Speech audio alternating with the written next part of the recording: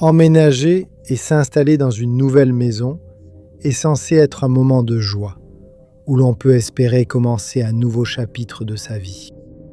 Mais lorsque la nouvelle propriété s'avère être une maison hantée effrayante, cela peut semer le chaos dans la vie des nouveaux occupants, les obligeant souvent à quitter définitivement cette maison terrifiante.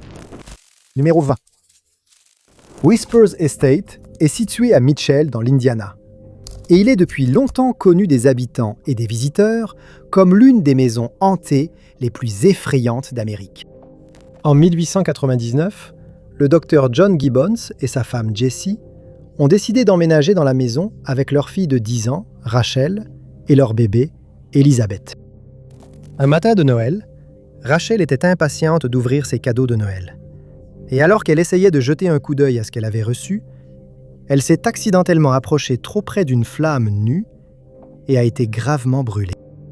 À cause de l'accident, elle a été gardée dans l'une des chambres à l'étage, mais malheureusement, elle n'a pas pu se rétablir et est décédée 2 jours plus tard. Des traces de brûlure de l'incident sont encore visibles sur la porte qui relie la salle à manger au salon. Mais ce n'est pas le seul vestige qui subsiste encore dans la maison. Beaucoup de personnes ont entendu le rire de Rachel, comme si elle était encore en train de jouer. Certains ont signalé des bruits de pas et parfois l'ont vue courir dans le bâtiment. D'autres ont entendu des chuchotements venant des murs dans la chambre où Jessie et Elizabeth sont toutes deux décédées. On sait qu'une poignée de portes de placard bouge toute seule, ce qui fait souvent que le placard s'ouvre brusquement. Une fois, un groupe de femmes a visité la maison dans le but de communiquer spécifiquement avec Rachel. Elles ont apporté une poupée comme cadeau pour elle et l'ont laissée dans la chambre du 2e étage où elle a passé ses derniers jours. Elles ont tenté de communiquer avec elle en criant son nom dans l'espoir d'obtenir une réponse. Elles ont alors entendu quelque chose dévaler les escaliers et s'arrêter sur le palier. Et lorsqu'elles ont enquêté, elles ont découvert qu'il s'agissait de la poupée de Rachel qui était, d'une manière ou d'une autre, descendue les escaliers. Quand elles l'ont ramassée, elles ont remarqué qu'elle avait l'air d'avoir été brûlée et qu'elle en avait l'odeur. Numéro 19.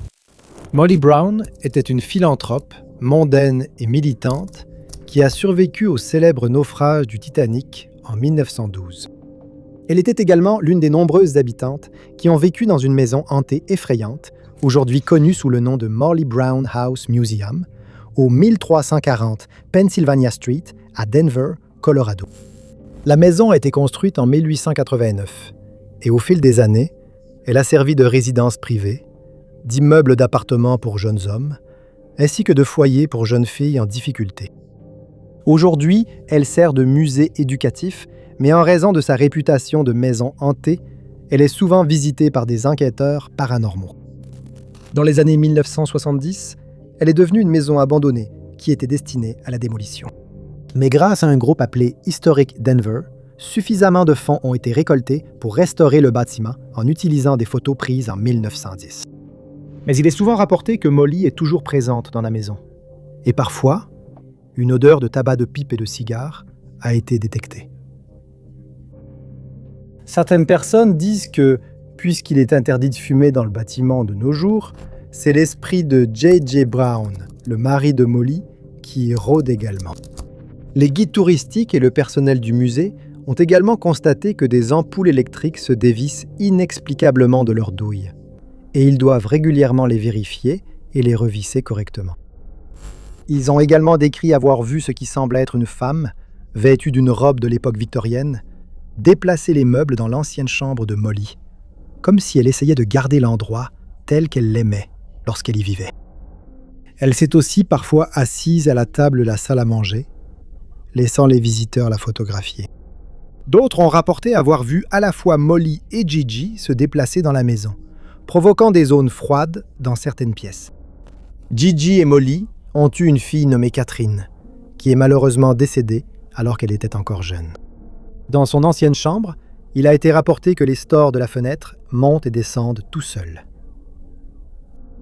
La mère de Molly, Johanna, qui séjournait parfois chez le couple, a également été vue debout à la fenêtre de la chambre de Catherine, où elle a séjourné après le décès de Catherine. À cela s'ajoute le témoignage d'une apparition de domestique grincheux qui apparaît dans un miroir accroché près de l'escalier situé au rez-de-chaussée de la maison. Numéro 18.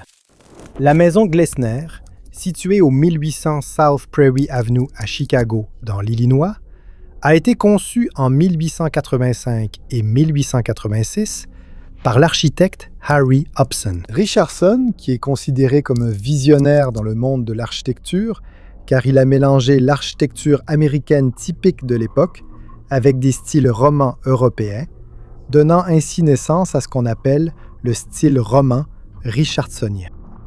Cela n'a cependant pas plu aux voisins de Glessner, car ce n'était pas en accord avec l'architecture environnante et la maison était considérée comme quelque peu disgracieuse. Mais lui et sa femme Frances ne se sont pas laissés perturber et ont emménagé dans la maison en 1887, après avoir dépensé au total 149 000 $ pour la conception et la construction de la maison. Et pendant les 50 années suivantes, ils y ont vécu heureux. Mais Henry Richardson n'a jamais pu voir le résultat final de sa conception, car il est décédé seulement quelques semaines après avoir terminé les plans de la maison Glessner. En hommage, les Glessner ont accroché son portrait sur l'un des murs du manoir, où il se trouve encore aujourd'hui. Beaucoup de personnes ont signalé des zones de froid dans tout le manoir, et l'on pense qu'elles sont causées par l'esprit de Henry Richardson, qui profite enfin de la maison qu'il a contribué à construire. Dans l'escalier et dans la chambre principale du manoir, des visiteurs ont rapporté avoir vu une apparition blanche qui semble s'y attarder. D'autres ont eu des visions plus claires et plus nettes de Richardson, à tel point qu'ils ont pu le reconnaître grâce à la photo qui est toujours accrochée à l'un des murs de la maison. Certaines personnes pensent que Richardson ne fait pas confiance aux vivants pour s'occuper du bâtiment comme il le faudrait, et qu'il reste dans la maison pour s'assurer qu'elle soit bien entretenue. Il a également été suggéré qu'il ne s'intéresse qu'au bâtiment plutôt qu'à ses visiteurs, car on ne l'a jamais vu approcher ni interagir avec ceux qui traversent aujourd'hui les couloirs de la maison. Numéro 17. Le manoir Drury, qui a été construit en 1912 par Francis Drury, se trouve au 8615 Euclid Avenue, à l'angle de la 87e rue, à Cleveland, Ohio. Pendant les 12 années suivantes, Drury, sa femme Julia et leur fils ont vécu dans le bâtiment avant de décider de déménager dans une banlieue plus aisée de l'Est en 1924, comme beaucoup de leurs voisins l'avaient fait. Ils ont décidé d'acheter une ferme de 155 acres à Gates Mills, appelée Cedar Hill, et là, ils ont construit une réplique de leur ancienne maison, qui était 1,5 fois plus grande que celle de l'avenue Euclid. Mais bien qu'elle ait quitté le premier bâtiment bien avant de décéder, on dit que Julia parcourt encore ces couloirs aujourd'hui. Un rapport d'un guide touristique indique que, alors qu'il parlait à un groupe de visiteurs devant la grande cheminée de la maison du lac, il évoquait l'histoire de Julia dans la maison. Dès qu'ils ont prononcé son nom, les lumières au-dessus de la cheminée se sont mises à clignoter, comme si c'était fait intentionnellement. Lorsqu'il est revenu au manoir quelques jours plus tard pour rendre des photographies au conservateur de la maison, il a expliqué ce qui s'était passé. Et dès qu'il a prononcé le nom de Julia, la même chose s'est produite à nouveau. Et ils en ont conclu qu'elle leur faisait savoir qu'elle était toujours dans la maison. D'autres ont vu des portes et des fenêtres de cette maison effrayante s'ouvrir et se fermer d'elles-mêmes. Et des visiteurs ont ressenti la présence d'autres personnes dans la pièce avec eux, alors qu'ils étaient seuls. En 1978, un conseiller a rapporté avoir vu une femme en robe d'époque, debout à l'un des étages supérieurs, tandis qu'une autre femme, plus jeune, a été vue avant de disparaître soudainement dans une gerbe de flammes. L'une des histoires les plus connues de cette maison hantée remonte à 1972, lorsque 2 policiers ont été chargés de surveiller le bâtiment, qui était inoccupé à l'époque. Lorsqu'ils devaient être relevés de leur garde le lendemain matin, on les a retrouvés assis dos à dos, leurs armes à feu serrées dans les mains, terrifiés. Il y a également eu de nombreux témoignages de bruits de pas entendus dans tout le bâtiment, et des personnes ont déclaré avoir eu l'impression d'être observées par une présence inconnue. Certains visiteurs ont vu des stores de fenêtres s'ouvrir et se fermer inexplicablement, ce qui ajoute encore au mystère de Drury Mansion. Numéro 16. Athelhampton House, à Dorchester, dans le comté anglais du Dorset, est non seulement considérée comme l'un des meilleurs exemples préservés de maisons médiévales, mais aussi comme l'une des maisons les plus hantées de toute l'Angleterre.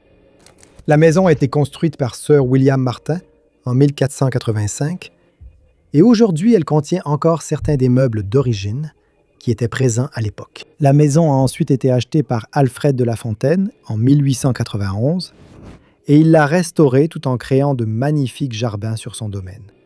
Le bâtiment est passé entre de nombreuses mains au cours des années suivantes, et en 1957, il a été acheté par Robert Victor Cook, dont le petit-fils en est toujours propriétaire aujourd'hui. Les premiers récits de hantises dans la maison remontent aux années 1850, lorsque l'apparition d'une femme, surnommée la Dame Grise, a été vue pour la première fois. Il y a également eu des apparitions d'une silhouette sombre, que l'on pense être celle d'un moine. Une femme de ménage qui travaillait dans le bâtiment a rapporté avoir entendu des pas derrière elle, et lorsqu'elle s'est retournée, elle a vu le moine debout devant la porte de la salle de bain. D'autres l'ont vu marcher dans le jardin de la propriété, et on pense qu'il était un prêtre catholique qui s'occupait de la famille Martin. À une autre occasion, une femme était assise dans la grande salle en train de lire un livre lorsque deux hommes ont soudainement fait irruption dans la pièce en plein duel à l'épée. Au début, elle a été alarmée, mais lorsqu'elle s'est rendue compte qu'il ne semblait pas savoir qu'elle était là, elle est retournée à son livre, et quand l'un des hommes a reçu une coupure au bras, il a quitté la pièce et n'a plus jamais été revu. D'autres ont rapporté avoir entendu des bruits de griffures et de grattements venant de l'intérieur des murs, et l'on pense qu'il s'agit de l'esprit d'un singe domestique qui a autrefois été gardé sur la propriété. La légende locale raconte que la famille Martin avait effectivement un singe domestique qui était autorisé à se promener dans la maison et sur le domaine comme il le voulait. Dans la cave à vin, des personnes ont ressenti des tapotements venant d'un fantôme connu sous le nom de Cooper, bien qu'on ne sache pas grand-chose sur cet esprit, ni pourquoi il est présent dans la maison. Quant à la Dame Grise, elle a été aperçue à de nombreuses reprises traversant la maison aux premières heures du matin, les cheveux noués, passant à travers les murs dans plusieurs chambres de la maison. Lors d'un incident, un domestique a vu une visiteuse assise dans l'un des fauteuils à dossier haut des salles des précepteurs et, comme l'heure des visites était dépassée, lui a demandé si cela ne la dérangeait pas de partir, car ils allaient fermer pour la nuit. La femme s'est alors levée sans dire un mot, s'est approchée du mur et a disparu à travers le lambris. Numéro 15. Le 31 mars 2021, Kimberly Meriduena a commandé un Uber, prévoyant de se rendre à l'aéroport de Raleigh-Durham, alors qu'elle partait célébrer le week-end de Pâques avec sa famille et ses amis. Il pleuvait à verse, alors lorsque le chauffeur Uber est arrivé, elle s'est rapidement dirigée vers la voiture pour y entrer. Elle a mis la plupart de ses affaires dans le coffre, gardant seulement son sac à dos qu'elle a posé sur la banquette arrière. Elle a dit au chauffeur qu'elle voulait vérifier avoir bien fermé la porte à clé et qu'elle reviendrait vite. Le chauffeur a dit que c'était bon, et Kimberly, qui habitait au rez-de-chaussée de son immeuble, est retournée à l'intérieur. Moins d'une minute plus tard, elle est ressortie et s'est rendue compte que le chauffeur était parti, avec toutes ses affaires, encore dans la voiture. Cela comprenait son ordinateur portable, passeport, téléphone et portefeuille. Elle a alors remarqué qu'il avait fait demi-tour et revenait dans sa direction. Mais lorsqu'elle a essayé de le faire s'arrêter, il l'a tout simplement ignoré et est reparti. Comme son téléphone était dans la voiture, elle a demandé à un voisin si elle pouvait utiliser son téléphone pour appeler le 911, ce qu'elle a fait. Mais on lui a dit de contacter Uber à la place. Quand elle l'a fait, Uber lui a fourni le numéro de téléphone du chauffeur, mais lorsqu'elle a essayé à plusieurs reprises de le contacter, il lui a répété qu'il ne pouvait pas parler car il était en course. Elle a ensuite utilisé la fonction de localisation sur son iPad pour localiser son téléphone et a vu que le chauffeur s'était rendu à l'aéroport où elle comptait aller. Il sera révélé plus tard qu'il a fait cela pour donner l'impression qu'il l'avait déposé et avait terminé sa course. Le chauffeur est finalement revenu à Durham et Kimberly a réussi à le convaincre de lui rendre ses affaires. Non seulement elle avait raté son vol pour rentrer chez elle, mais elle s'est ensuite rendue compte qu'Uber lui avait quand même facturé 40 $ pour un trajet qu'elle n'avait jamais effectué. Comme c'était le week-end de Pâques, Cela lui a coûté 400 $ pour réserver un nouveau vol pour le lendemain. Au final, cette histoire d'horreur avec Uber lui a coûté 700 $. Et comme le chauffeur a rendu ses affaires, la police de Durham n'a pas pu l'inculper pour un crime. Lorsque Kimberly a contacté Uber pour un remboursement, on lui a dit de contacter leur équipe dédiée aux forces de l'ordre. Ils ont également déclaré qu'ils ne pouvaient pas lui parler au téléphone, car toute leur démarche passe par l'application Uber. Numéro 14. Ryan Simonetti est le PDG d'une entreprise appelée Convey. Et le 8 juillet 2014, il avait commandé un Uber pour lui-même et quelques collègues, car il devait se rendre du centre-ville de Washington à Tysons Corner, en Virginie. À un moment donné pendant le trajet, Simon a remarqué ce qu'il pensait être un policier qui suivait la voiture dans laquelle il se trouvait. Et il a demandé au chauffeur Uber s'il savait ce qui se passait. Le chauffeur leur a dit que ce n'était pas un vrai policier et a continué à conduire, apparemment sans être perturbé. Et lorsqu'ils sont arrivés au feu suivant, il s'est excusé et a dit « Je suis désolé, mais nous allons devoir griller ce feu rouge avant de partir à toute vitesse. » Le chauffeur s'est ensuite dirigé vers le tunnel de 9th Street, puis a pris l'I 395, roulant toujours bien au-dessus de la limite de vitesse.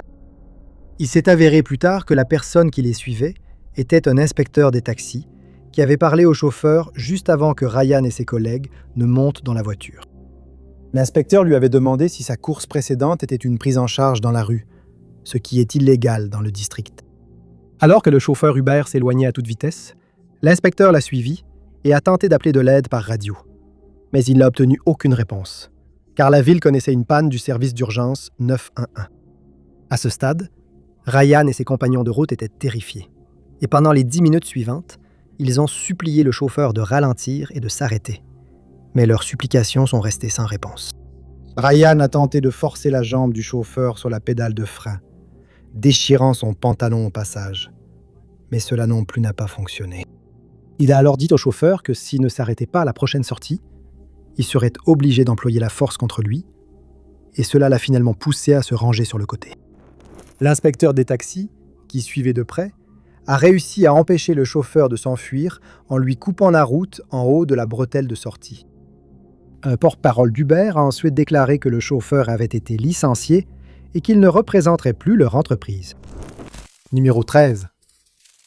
En octobre 2014, une femme de Los Angeles, dont le nom n'a pas été révélé, a décidé de réserver un trajet Uber pour rentrer chez elle après une fête. Mais elle a fini par vivre une véritable histoire d'horreur. Après avoir entré son adresse dans l'application pour gagner du temps, le chauffeur Uber est arrivé et elle est montée dans sa voiture, s'attendant à rentrer chez elle rapidement. Mais juste après le départ, elle a remarqué que le chauffeur prenait la mauvaise route. Et quand elle lui a demandé ce qui se passait, il l'a ignoré. Elle a paniqué et tenté de lui indiquer la bonne direction pour rentrer chez elle. Mais le chauffeur l'a ignoré et a continué dans la mauvaise direction.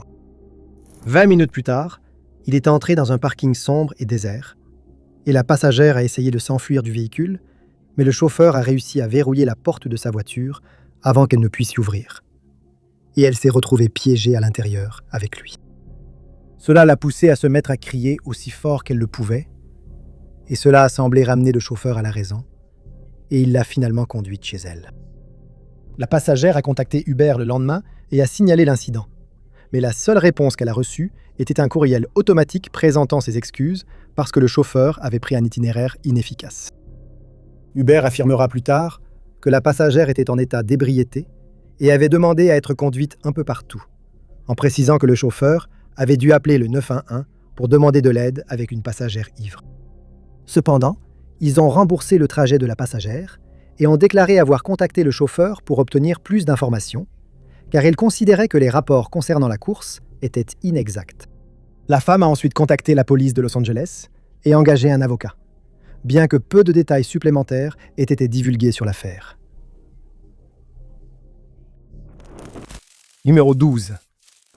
Les chauffeurs Uber sont souvent réprimandés pour avoir été impolis ou abusifs envers leurs clients. Mais Gérald Montgomery, âgé de 51 ans, est allé encore plus loin après avoir déposé un passager en mars 2015. Le 27 mars, Une femme a contacté la police de Denver après avoir remarqué un homme debout à sa porte arrière, tenant la porte moustiquaire ouverte. Quand elle lui a demandé pourquoi il était là, il a dit qu'il était un ami de ses colocataires venu la voir.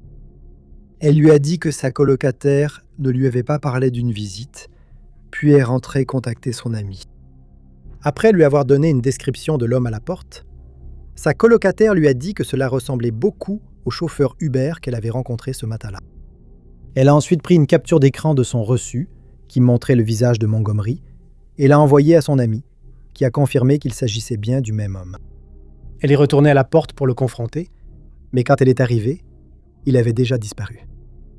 Il s'est avéré que Montgomery avait emmené sa passagère à l'aéroport de Denver comme demandé, puis était retourné à son adresse où il l'avait prise en charge afin de commettre un cambriolage. Mais à son insu, la colocataire de la passagère était à la maison et après avoir découvert ce qu'il faisait réellement, elle a contacté la police. À leur arrivée, la femme a déclaré à la police qu'en revenant à la porte et constatant que Montgomery avait pris la fuite, elle avait trouvé un tenseur, un outil utilisé pour crocheter les serrures, posé au sol. Lorsqu'on lui a demandé si elle était certaine que c'était le chauffeur Uber qui avait tenté de s'introduire, elle a déclaré à la police qu'il portait la même casquette que sur la photo de l'application Uber. Sur la base de ces informations, Montgomery a été arrêté et inculpé de cambriolage au second degré, de possession d'outils de cambriolage et de tentative de violation de domicile au premier degré. Il a ensuite été libéré sous caution de 10 000 $ et la passagère a été entièrement remboursée pour sa course Uber effrayante. Numéro 11. Le 15 juin 2015. Theodora Furtenberg, Angela O'Neill et Cathy Valère venaient de terminer une réunion de club de lecture à Sacramento. Elles ont commandé un Uber pour rentrer, sans imaginer que cela deviendrait bientôt une histoire d'horreur. Le chauffeur, Mark Villanov, âgé de 36 ans, est arrivé pour prendre les femmes vers 21h45. Lorsqu'elles ont tenté de parler avec lui, elles ont constaté qu'il était réservé et répondait seulement par de brèves phrases. Peu de temps après être monté sur l'autoroute de la capitale, Villanov a commencé à conduire de façon erratique, déviant sur la mauvaise voie, malgré les avertissements de son application de navigation. Au début, les femmes ont cru qu'il avait juste perdu sa concentration. Et quand Angela lui a dit de rester à gauche, il a dirigé la voiture vers la barrière centrale, puis a brusquement demandé de quel côté aller. Les femmes ont crié pour qu'il tourne à gauche, et juste avant l'impact, il a brusquement corrigé la trajectoire de la voiture. Theodora dit qu'à ce moment-là, elle s'est demandé si le conducteur pensait être drôle. Mais il a immédiatement accéléré et a commencé à rouler à plus de 130 km/h. L'application de navigation sur son téléphone a affiché des avertissements de vitesse excessive, ce qui l'a incité à conduire normalement. Mais ils ont remarqué qu'il avait un regard intense et qu'il était encore plus silencieux. Lorsqu'ils ont atteint une section plus encombrée de l'autoroute, il a commencé à coller les autres voitures et à freiner brusquement à plusieurs reprises, ce qui a secoué les femmes. Juste avant d'atteindre le pont qui traverse l'American River, les femmes ont demandé à Filinov de s'arrêter pour qu'elles puissent descendre. Sans un mot, il a accéléré à fond et repris sa course à toute vitesse. Craignant pour leur vie, les trois femmes se sont mises à crier et à le supplier de s'arrêter. Mais il a refusé en disant « Non, on va tous mourir ce soir ». Theodora, assise côté passager, a tenté d'appeler à l'aide avec son téléphone, mais Filonov le lui arrachait chaque fois. Finalement, elle l'a laissé sur ses genoux, en pleurant.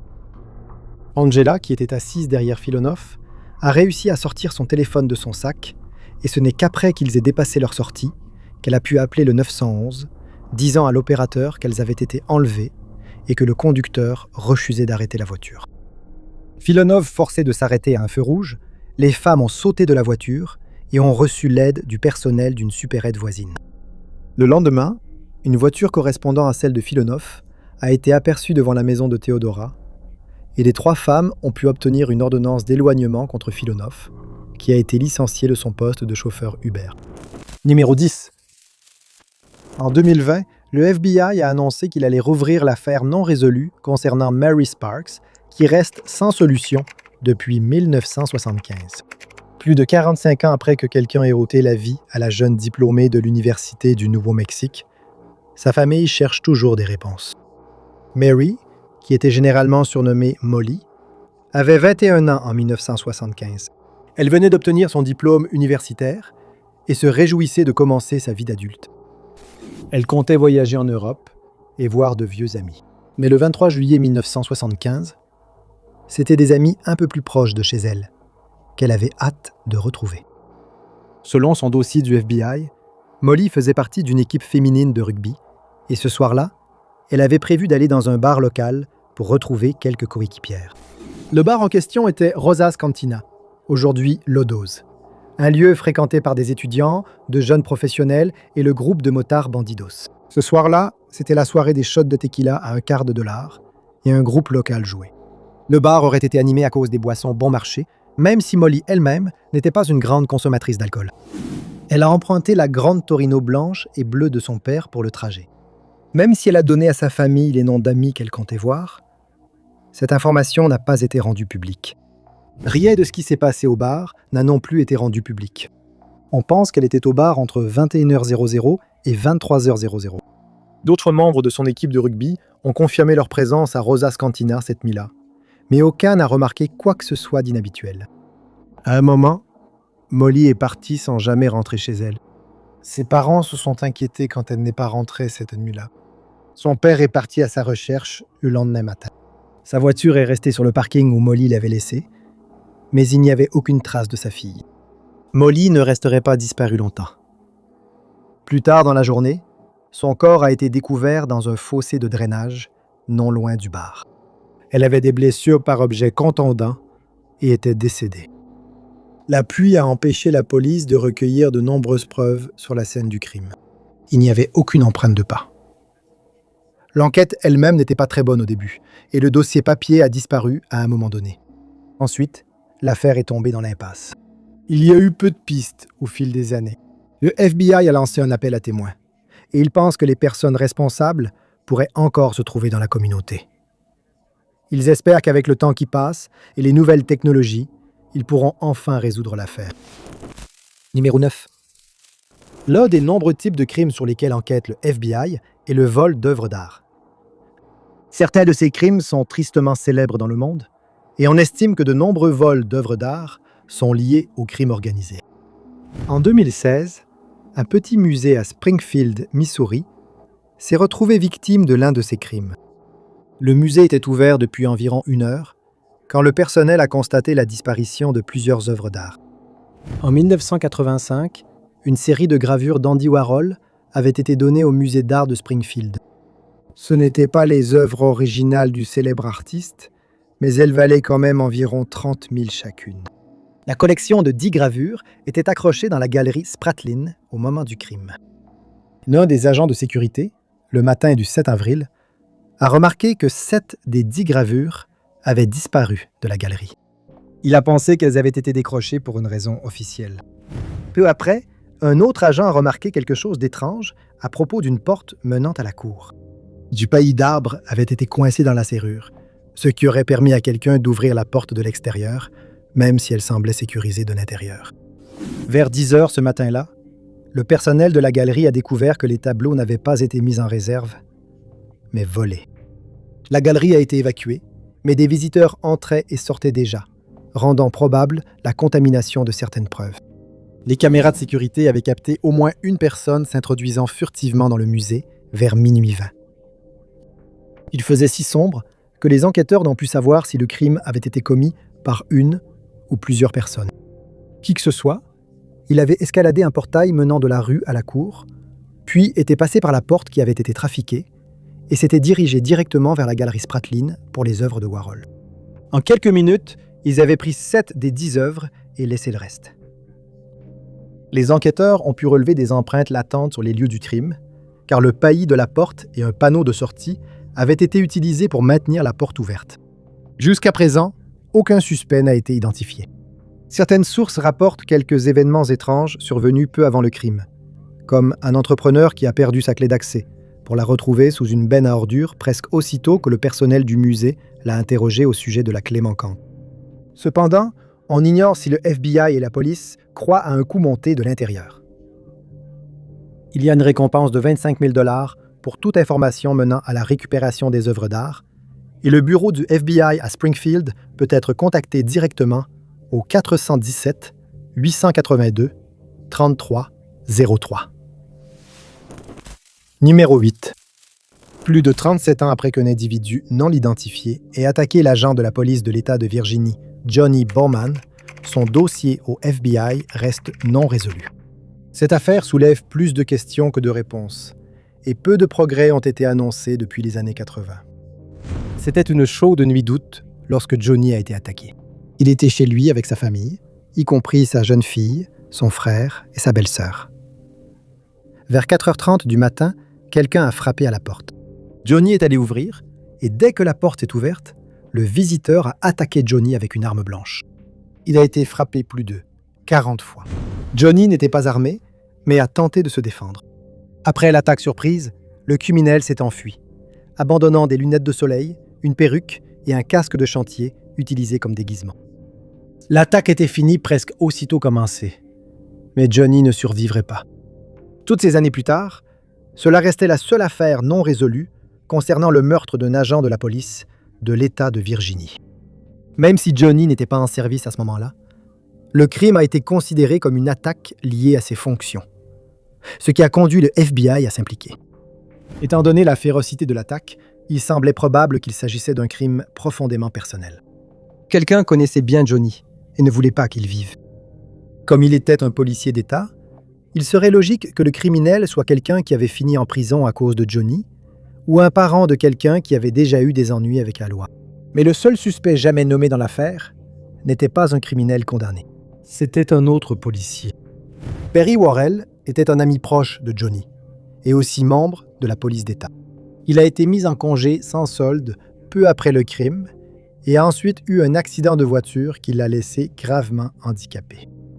Worrell, par l'intermédiaire de son avocat, a déclaré qu'il n'avait rien à voir avec le crime et qu'il n'avait aucun motif pour ôter la vie à Johnny.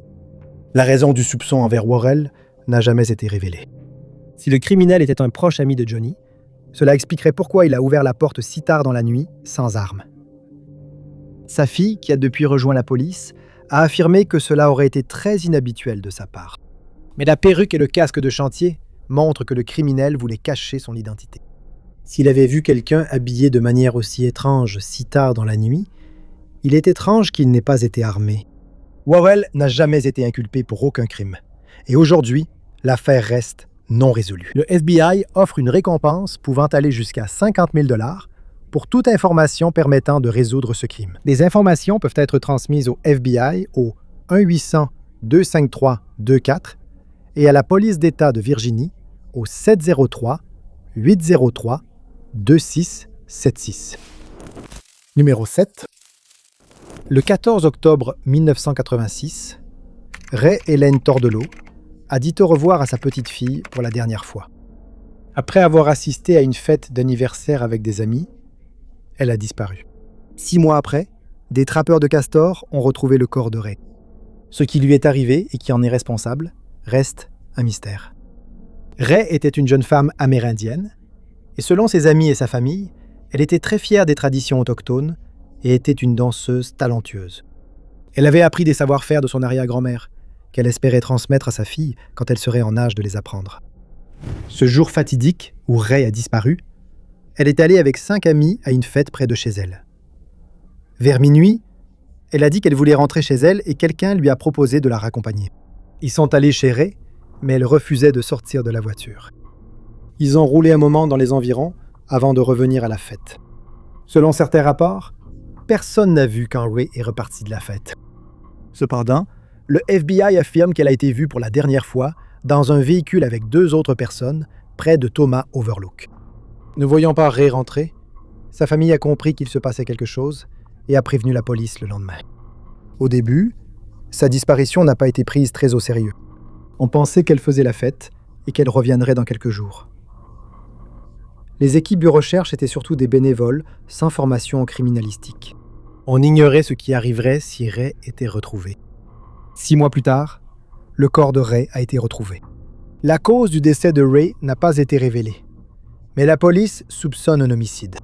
Le FBI s'est impliqué dans l'affaire et a travaillé avec les forces de l'ordre local pour essayer de découvrir qui avait ôté la vie de Ray. Les forces de l'ordre ont déclaré à bord un suspect, mais manquaient de preuves pour l'arrêter. Depuis lors, quelques pistes ont été reçues et elles ont été suivies, mais aucune n'a permis aux agents du FBI de se rapprocher de la vérité sur ce qui est arrivé à Ray. Un nouvel appel à témoins a été lancé en 2019, accompagné d'une récompense de 20 000 $. On espérait que quelqu'un détenant des informations se manifesterait, maintenant que tant de temps s'est écoulé. Mais depuis 2019, il n'y a eu aucune avancée et l'affaire reste non résolue. Numéro 6. La disparition de Daniel Imbo et Richard Petron est peut-être l'un des dossiers non résolus les plus étranges du FBI. Le couple a disparu avec la voiture de Richard en 2005. Habituellement, dans de telles circonstances, la possibilité qu'il y ait eu un accident et que le couple se trouve au fond d'un plan d'eau est le scénario le plus probable. Mais les enquêteurs du FBI pensent qu'il s'est peut-être passé quelque chose de plus sinistre. Daniel et Richard, amis d'enfance, sont brièvement sortis ensemble au lycée avant de suivre des chemins différents. Ils ont tous les deux eu d'autres relations, des enfants, et Daniel a épousé un homme nommé Joe Imbo. Daniel et Joe ont eu un fils ensemble, le petit Joe. Mais leur relation s'est effondrée peu de temps après la naissance de l'enfant. Les deux se sont séparés et Daniel avait l'intention de divorcer. Après sa rupture avec Joe, Daniel a repris sa relation avec Richard. C'était une relation en dents de scie. Et Daniel y avait en fait mis fin peu de temps avant leur disparition. Mais le 19 février 2005, ils ont décidé de ressortir ensemble. Un autre couple les a rejoints pour boire un verre dans un restaurant Tex-Mex appelé Abilene's, à South Philadelphia. L'autre couple a vu qu'ils s'embrassaient toute la soirée. Quand ils sont partis vers 23h45, ils sont partis ensemble. Richard allait déposer Daniel chez elle à Mount Laurel, dans le New Jersey, avant de rentrer chez lui. En quittant le restaurant, ce fut la dernière fois qu'on les vit. La famille de Daniel a donné l'alerte le lendemain. Elle n'était pas à la maison lorsque son mari séparé a déposé leur fils. La famille a contacté la famille de Richard et les forces de l'ordre local, et la recherche du couple a commencé.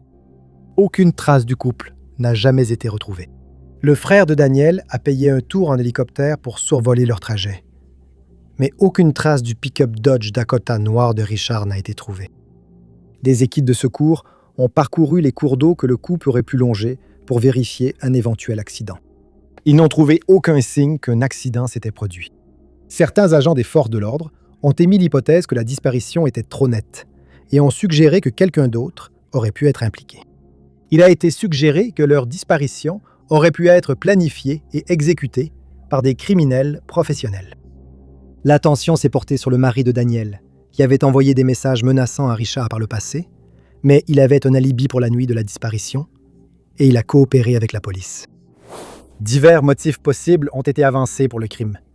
Des dettes de jeu de Richard à des liens avec un gang qui distribuait des médicaments sur ordonnance.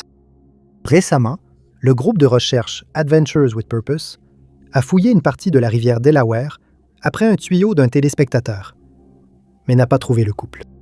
L'affaire reste non résolue. Il y a une récompense de 15 000 $ pour toute information. Numéro 5. Dans son interview de confession, Ted Bundy parle de ce que cela fait d'être le tueur en série le plus notoire jamais arrêté. Ted Bundy a commis une erreur le 15 janvier 1978, après avoir fait au moins 30 victimes. Il s'est rendu dans une maison de sororité située à l'Université d'État de Floride. Il est entré par une serrure cassée sur la porte et a mis fin à la vie de Margaret Bowman et Lisa Levy. Mais au lieu de s'enfuir, le tueur en série a continué à marcher jusqu'à ce qu'il tombe sur Kathy Kleiner et Karen Chandler. Il a ensuite quitté le bâtiment, a parcouru quelques pâtés de maison et est tombé sur Cheryl Thomas. Mais le tueur ignorait que les 3 femmes avaient toutes des histoires de survie bouleversantes. Ted Bundy n'a fui la maison de la sororité que parce que les phares d'une voiture qui arrivait ont inondé la pièce de lumière. Nita Nieri se faisait déposer par son petit ami lorsqu'elle aperçut le tueur en série. Et elle témoignerait à son procès. Cathy et Karen allaient finir par se rétablir complètement plusieurs mois plus tard. Mais Cheryl n'a pas eu cette chance.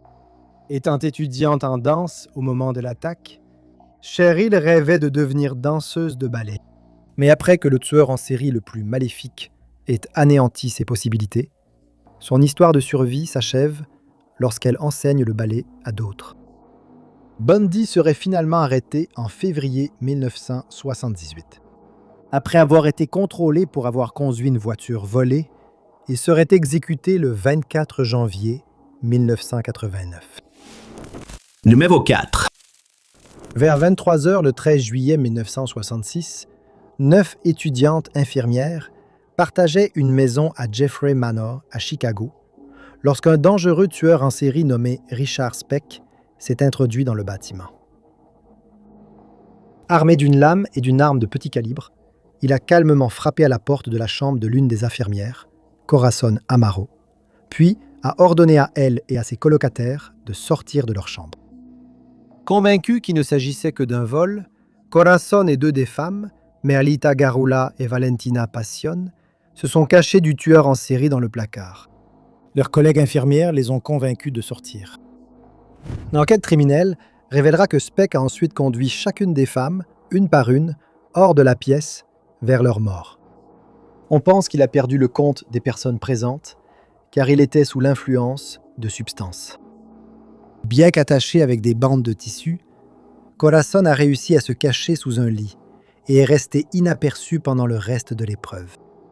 C'est à 6 heures du matin qu'elle a trouvé le courage de demander de l'aide après avoir desserré ses liens et ceux des autres.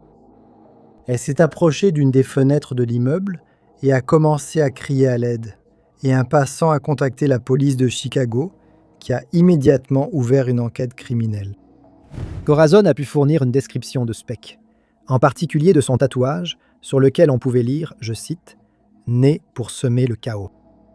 Quelques jours seulement après avoir commis son crime odieux, Speck a été admis à l'hôpital du comté de Cook après avoir tenté de mettre fin à ses jours alors qu'il séjournait à l'hôtel Star. Un médecin nommé Leroy Smith s'est rendu compte que Speck avait le même tatouage que celui décrit dans le journal et, après l'avoir confronté, Speck a admis qu'il était un tueur en série. Smith a contacté la police et ils ont demandé à Corazon de se rendre dans la chambre de Speck en portant son uniforme. Elle l'a reconnu comme le tueur en série et il a été arrêté. La condamnation à mort de Speck a été commuée en peine de prison à vie. Il est décédé en prison en décembre 1991. Numéro 3. L'un des tueurs en série les plus célèbres de tous les temps, Jeffrey Dahmer, a sévi en Amérique entre 1978 et 1991, faisant 17 victimes masculines. Mais le 22 juillet 1991, le tueur en série a commis ce qu'il considère comme sa pire erreur. Une erreur qui finirait par entraîner sa chute. Il avait rencontré un homme nommé Tracy Edwards, et après avoir discuté avec lui un moment, il l'a invité dans son appartement pour lui tenir compagnie en regardant le célèbre film d'horreur, L'Exorciste. Mais Tracy a commencé à s'inquiéter lorsqu'il a remarqué que le comportement de Dahmer avait changé pendant qu'il regardait le film. Le tueur en série se balançant d'avant en arrière et psalmodiant à voix basse pendant certaines des scènes les plus troublantes. Dahmer a écouté les battements de cœur de Tracy, puis il a déclaré qu'il avait l'intention de mettre fin à la vie de Tracy afin de consommer son cœur. Dahmer a tenté de lui passer les menottes, mais Tracy a réussi à le repousser et à s'enfuir. Une fois dehors, il a réussi à attirer l'attention d'un véhicule de police qui passait, et il a conduit les agents jusqu'à l'appartement de Dahmer, où il est devenu évident qu'il était bien un tueur en série. Les preuves recueillies sur la scène du crime ont montré qu'il avait mis fin à la vie d'au moins 11 hommes dans son appartement. Et Tracy a eu la chance de s'en sortir vivant pour raconter son histoire de survie. L'enquête médico-légale qui a suivi a révélé une véritable horreur, car Dahmer avait conservé les restes d'autres victimes dans son appartement, certains pendant des années après les faits. Au cours d'une série d'entretiens avec des tueurs en série, Jeffrey Dahmer a avoué ses crimes, et il a finalement été condamné à 16 peines de prison à perpétuité. Mais après que Tracy a survécu, sa vie allait prendre un tournant sombre. Il a été arrêté le 26 juillet 2011, après qu'il a été découvert qu'il avait lui-même mis fin à la vie de quelqu'un lors d'une altercation à Milwaukee. Les enquêteurs criminels ont retrouvé le corps d'un sans-abri dans une rivière sous un pont. Précy a plaidé coupable de l'avoir jeté par-dessus et il a été condamné à 1 an et demi de prison ainsi qu'à 2 ans de surveillance prolongée pour ce crime, étant désormais devenu un meurtrier lui-même. Numéro 2. Kayla Brown est la seule cible du tristement célèbre tueur en série Todd Kohlhepp, qui a pu raconter son histoire de survie après avoir été secouru sur sa propriété en Caroline du Sud en novembre 2016. Kayla et son petit ami, Charles Carver, avaient été engagés par Kohlhepp pour débroussailler sa propriété en août de cette année-là. Peu après avoir accepté le travail, ils ont tous deux disparu sans explication. La mère de Charles s'est inquiétée lorsqu'elle n'a pas pu le contacter, et elle a signalé sa disparition à la police.